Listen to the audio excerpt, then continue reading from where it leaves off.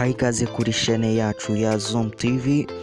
Nshimira wowe wamajije gukora subscribe. Ndagushimira cyane rwose kuba wari hanganye ugakora subscribe. Cyaba nawe rwose utarayikora ko wakora subscribe kugira ngo ujye ubona ibiganiro byacu. Subscribe cyangwa se sabone.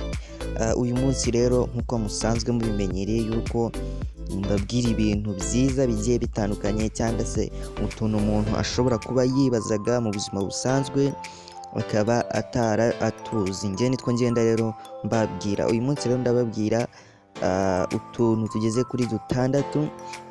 Nkuko mubizi ahantu hose tugenda tuba habayo abo nakita nk'abayisilamu. Abayisilamu rero hari ukuntu ujya kumva avuze nk'ijambo ukibaza iri jambo rivuze iki, bikaba byanagucanga.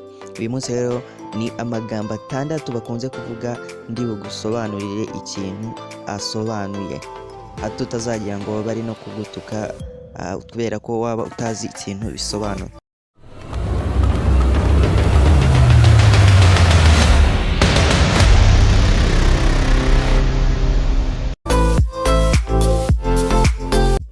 Ijambo rya mbere ujya ukunda wenda kuba wumva bari kuvuga, wenda abayisilamu babiri iyo bahuye cyangwa se ari benshi ukunda kumva bavuze ngo assalamu alaikum. Assalamu alaikum. Assalamu alaikum ni amagambo y'icyarabu, amagambo abiri. Assalamu bisobanuye ngo amahoro, alaikum bisobanuye nabyo ngo abe kuri mwe. Ubwo ngubwo iyo bahuye bo indamutsa barabwirana bati assalamu alaikum, babifurizanyije bati amahoro abe kuri mwebwe cyangwa se abe kuri wowe. Noneho hari n'andi magambo bahita barenzaho bivuga ngo assalamu alaikum wa rahmatullahi wa barakatuh. Nabyo yanga baba barengejeho bishatse kuvuga ngo amahoro abe kuri wowe cyangwa se kuri mwebwe, ndetse wa rahmatullahi, ndetse n'impuhwe. Rahma ni impuhwe, wa rahma n'impuhwe, lahi Allah ni Imana, wa rahmatullahi n'impuhwe z'Imana. Amahoro n'impuhwe z'Imana bibe kuri mwebwe. Nicyo ariya magambo asobanuye. Hanyuma irindi jambo wenda ushobora kuba wumva nayimaje no kurivugaho, ushobora kuba wumva bajya bavuga ngo Allahu kibaza Allahu ni ibiki, ibintu bakunda kuvuga nabyo ikintu bisobanuye. Allahu bishatse kuvuga ni Imana. Ni nkuko twebwe mu Kinyarwanda tuvuga ngo Imana, mu Cyongereza bakavuga ngo God, n'abavuga ngo God. Urumva ni indimi ziba zitandukanye, gusa Allah ni Imana baba bashatse kuvuga mu Cyarabu.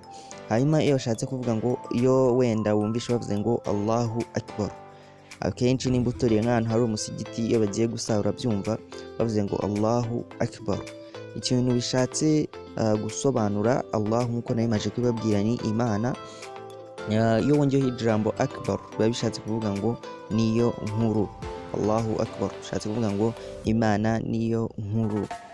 Hanyuma ijambo rya gatanu ni alhamdulillah. Nanone nimba uturiye imisigiti iyo bagiye gusara nka saa 12 cyangwa saa moya cyangwa se mu gitondo kare saa 11, iri jambo ujya uryumva cyangwa se muri nko kuganira yabona nk'ikintu kimushimishije, nk'ikintu yari yasabye Imana akibonye agahita avuga ati alhamdulillah. Alhamdulillah biba bishatse kuvuga ngo cyangwa se ni nko gushimira Imana, aba ashatse gushimira Imana ku kintu runaka yamukoreye.